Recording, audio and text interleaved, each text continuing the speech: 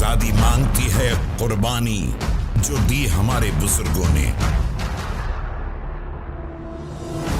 अस्सलाम वालेकुम दोस्तों, तो शुरू करते हैं जहां पे कल ख़त्म किया था। तो कल की वीडियो में हमने बात की थी कि वो कौन से वाक़यात थे जो इंडो पाक हिस्ट्री में सिग्निफिकेंट थे, जिन्होंने हमें इंडिपेंडेंस की तरफ मूव किया।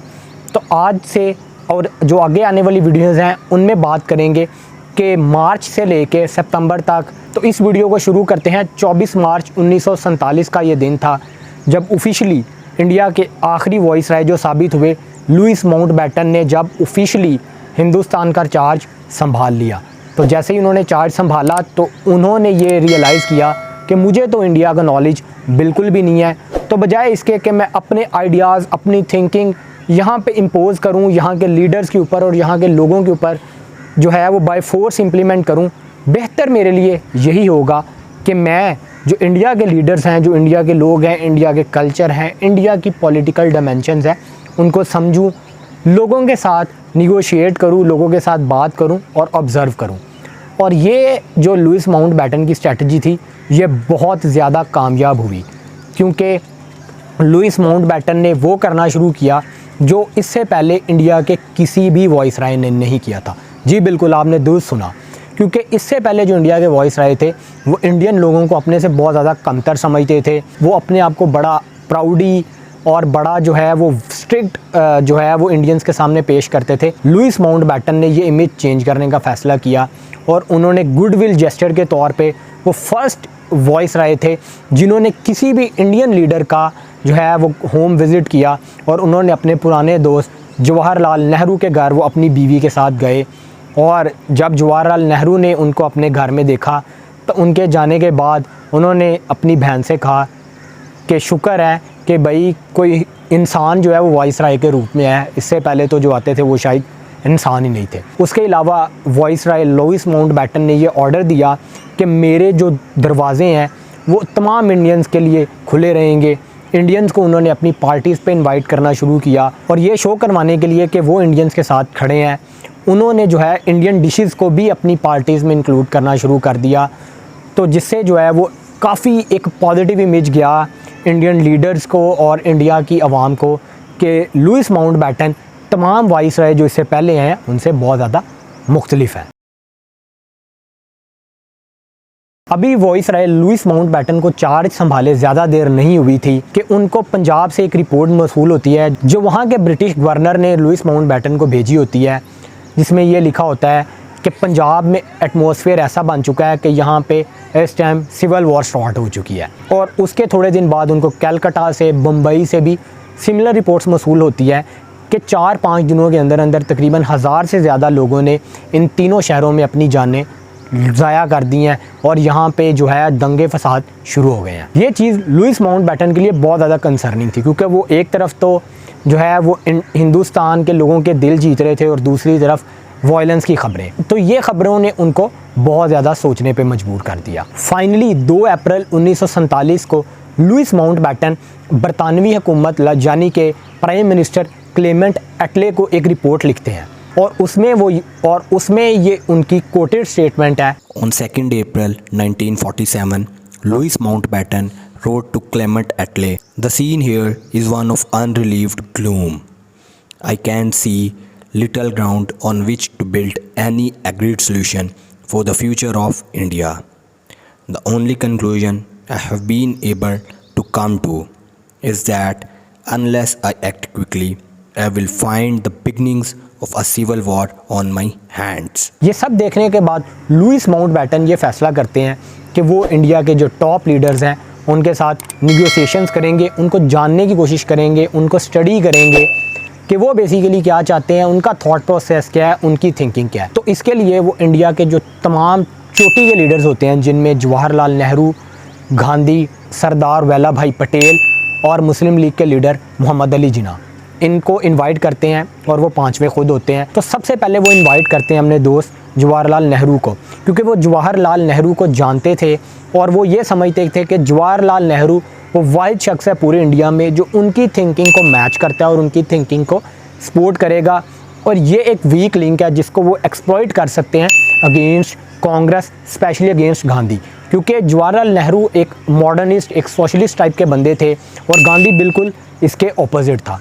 इन तमाम लीडर्स की पर्सनालिटी पे भी आगे चल के बात करेंगे। फ़िलहाल अब ये समझ लें कि जवाहरलाल नेहरू और माउंटबेटन की थिंकिंग काफ़ी सेम थी। तो जवाहरलाल नेहरू को वो बुलाते हैं अपनी स्टडी में और वो उसको ऑब्ज़र्व करते हैं, उसकी थिंकिंग जानते हैं और उसके बाद वो ये अंदाज़ा लगाते हैं कि जवाहरलाल नेहरू एक ऐसा शख्स है कि जिसके ज़रिए मैं गांधी को ब्रेक कर सकता हूँ। मतलब कि गांधी की जो मूवमेंट है कि इंडिया को बिल्कुल डिवाइड नहीं करना और यूनाइटेड इंडिया होना चाहिए, जवाहरलाल नेहरू उसके अगेंस्ट खड़े होंगे। हालांकि जवाहरलाल नेहरू महात्मा गांधी को अपना गुरु मानते थे। जवाहरलाल नेहरू और महात्मा गांधी के दरमियान फादर सन का रिलेशन था, लेकिन फिर भी लुईस माउंटबेटन को पता था कि जवाहरलाल नेहरू एक दिन गांधी से सेपरेट होंगे, गांधी से रिवॉल्ट करेंगे। तो जवाहरलाल नेहरू से डिफरेंट मीटिंग्स करने के बाद लुईस माउंटबेटन उनको दरवाजे पे छोड़ने जाते हैं। तो एक स्टेटमेंट जो है वो लुईस माउंटबेटन कहते हैं और वो ये है, Taking Nehru to the door, Mountbatten told him, Mr. Nehru, I want you to regard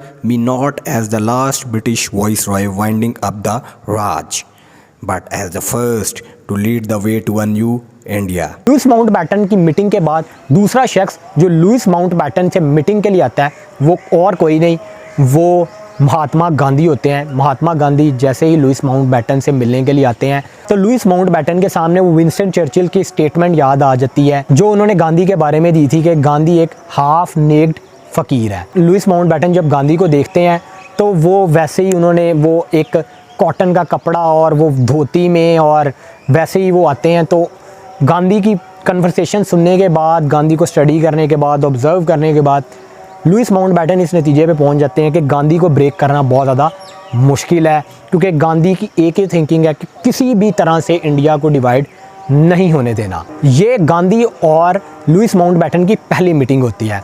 उसके बाद जब दूसरी मीटिंग गांधी लुईस माउंटबेटन से करने के लिए आते हैं तो उस दिन दिल्ली में बहुत ज़्यादा गर्मी होती है। गांधी जो कि एक बहुत ज़्यादा टेक्नोलॉजी और साइंस से बहुत ज़्यादा दूर रहते थे और वो जो नेचर का वेदर होता था या जो भी नेचर की चीज़ें होती थी उसके बहुत ज़्यादा करीब थे। तो जब वो लुईस माउंटबेटन से मीटिंग करने के लिए पहुंचे तो वहाँ पे एयर कंडीशन रूम था। गांधी जब जाके बैठे तो वो सर्दी से कांपना शुरू हो गया, हालांकि बाहर इतनी ज़्यादा गर्मी थी तो वो लिटरली कांप रहे थे। तो वहाँ पे आती हैं एडवीना माउंटबेटन। वो जब गांधी को कांपता हुआ देखते हैं तो वो कहती हैं ओ पुअर मैन। और फिर एडवीना माउंटबेटन गांधी को एक वार्म नेवी कलर का स्वेटर देती हैं, जिसके बाद वो गांधी नॉर्मल हो जाते हैं। और उसके बाद लुईस माउंटबेटन और महात्मा गांधी के दरमियान सीरियस टॉक्स होती हैं। वो सीरियस टॉक्स होती हैं about the future of India, कि इंडिया का फ्यूचर, इंडिया का मुस्तकबिल क्या होगा। एक तरफ डिवाइड इंडिया की मूवमेंट ज़ोर पकड़ रही है और दूसरी तरफ गांधी रेजिस्टेंट हैं कि नहीं भाई, इंडिया को डिवाइड नहीं करना, United India is the way forward. बारहा इस मुद्दे पे लाने की कोशिश करते हैं कि अब बहुत सी चीज़ें हाथ से निकल चुकी हैं, अब इंडिया को डिवाइड करना ही सोल्यूशन है। गांधी उनसे रिक्वेस्ट करते हैं, बेग करते हैं कि don't divide India, don't divide India. और गांधी एक दफ़ा फिर ये ऑफ़र करते हैं कि मैं मोहम्मद अली जिन्ना को इंडिया में गवर्नमेंट बनाने के लिए फुली सपोर्ट करता हूँ और वो यहाँ पे आके गवर्नमेंट बना लें और हम हिंदू अंडर काम करने के लिए रेडी हैं, हमें कोई इशू नहीं है। इससे पहले भी मोहम्मद अली जिन्ना को ऐसी ऑफ़र्स हो चुकी थी, लेकिन उन्होंने हमेशा ये रिजेक्ट किया था क्योंकि मोहम्मद अली जिन्ना के माइंड में बस एक चीज़ थी और वो क्लियर हेडेड थे, we want independent state for Muslims. जब गांधी ने ये ऑफ़र की तो लुईस माउंटबेटन ने कहा कि do you think Jinnah will accept this offer. और फिर महात्मा गांधी ने कहा If you tell him I am its author, his reply will be Willie Gandhi. The Mahatma said, laughing. लेकिन फिर भी लुईस माउंटबेटन ने कहा कि अगर आप मुझे ये श्योरिटी देते हैं कि आप और आपकी जो कांग्रेस पार्टी है यूनाइटेड इंडिया के आइडिया को ऑन करेंगे तो मैं इस आइडिया को एंटरटेन करने के लिए रेडी हूँ, लेकिन उसके लिए मुझे गारंटी चाहिए। गांधी ने कुछ सोचे समझे बगैर ये गारंटी दे दी कि मैं और मेरी पूरी की पूरी कांग्रेस पार्टी यूनाइटेड इंडिया के हक़ में है, हम लोग पार्टीशन नहीं चाहते। और यहाँ पे गांधी और लुईस माउंटबेटन की मीटिंग एंड हो जाती है। तीसरा शख्स जो लुईस माउंटबेटन के पास मीटिंग के लिए आया वो सरदार वल्लभ भाई पटेल थे, जो कि कांग्रेस के एक बहुत कलीदी रहनुमा थे और वो उनको कांग्रेस की मशीनरी समझा जाता था। उनके भी जो ख्यालात थे वो डिवाइडेड इंडिया के ही थे कि इंडिया को इंडिया एक इंडिपेंडेंट स्टेट में होना चाहिए, इंडिया को ब्रिटिश राज से आज़ादी मिल जानी चाहिए। और माउंटबेटन ने जब सरदार वल्लभ भाई पटेल की सारी कन्वर्सेशन सुनी, उनकी थिंकिंग और थॉट प्रोसेस को समझा, तो उन्होंने कहा जवाहरलाल नेहरू के बाद जिस बंदे की मुझे सबसे ज़्यादा ज़रूरत है वो सरदार वल्लभ भाई पटेल है, क्योंकि कांग्रेस की पूरी मशीनरी, कांग्रेस की पूरी वर्किंग, पूरी टास्क फोर्स, पूरी कमेटी इनके गिर्द रिवॉल्व कर रही थी और यही उसको चलाते थे। गांधी एक तरफ तो श्योरिटी दे चुके थे कि मैं और कांग्रेस पार्टी आप डिवाइडेड इंडिया नहीं यूनाइटेड इंडिया को सपोर्ट करेंगे, लेकिन उसके बाद जब जवाहरलाल नेहरू और वल्लभ भाई पटेल को ये पता चलता है तो इनके दरमियान डिफरेंसेस इमर्ज हो जाते हैं और यही लुईस माउंटबेटन को पता था कि एक दिन होगा। इनके डिफरेंसेस पे आगे चल अगली वीडियोस में बात होगी। अब बात करते हैं वो चौथे लीडर की जो कि लुईस माउंटबेटन से मिलने के लिए आया। वो कोई और नहीं, वो मुस्लिम लीग के लीडर मोहम्मद अली जिन्ना थे। मोहम्मद अली जिन्ना जिनकी एक पर्सनैलिटी बड़ी सुपीरियर पर्सनैलिटी मानी जाती थी of all the Indian leaders. वो लोग कहते थे कि वो इंग्लिश मैन ही लगते हैं due to his aura, his charisma and his personality. वो जब लुईस माउंटबेटन से मिलने के लिए आते हैं तो लुईस माउंटबेटन से मिलते हैं, उनकी सारी थिंकिंग और थॉट प्रोसेस जानने के बाद कहते हैं Jinnah was the hardest man ever in my life जिसके साथ मैंने निगोसिएशंस किए हैं, क्योंकि जिन्ना का माइंड, उनका एटीट्यूड, उनका frame of reference, everything was so clear and straight headed कि लुईस माउंटबेटन कुछ भी कहते थे या कुछ भी करते थे, जिन्ना के पास हर एक बात का रिप्लाई था। तो लुईस माउंटबेटन और मोहम्मद अली जिन्ना के दरमियान जो कन्वर्सेशंस हुई उससे लुईस माउंटबेटन को एक चीज़ तो क्लियर हो गई थी कि मोहम्मद अली जिन्ना अपने मौक़िफ़ से एक इंच भी पीछे नहीं हटेंगे और वो मौक़िफ़ ये है कि वो इंडिपेंडेंट स्टेट यानी कि पाकिस्तान लेके ही रहेंगे। क्योंकि लुईस माउंटबेटन और कायद-ए-आज़म मोहम्मद अली जिन्ना के दरमियान तकरीबन 6 मीटिंग्स हुई।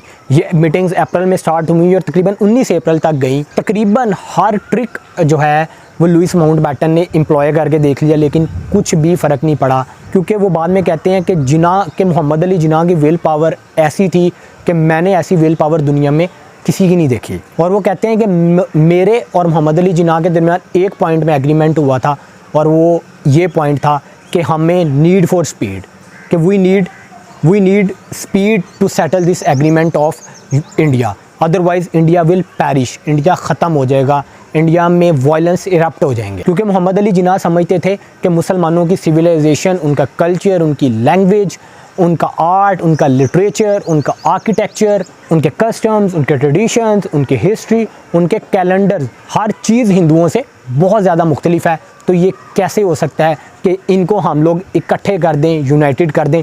This is not possible. और उन्होंने लुईस माउंटबेटन को कहा कि मुसलमानों और हिंदुओं में एक चीज़ कॉमन है और वो ये चीज़ कॉमन है कि हम आपकी ग़ुलामी करते हैं, इसके अलावा हिंदू और मुसलमानों में कोई चीज़ कॉमन नहीं है।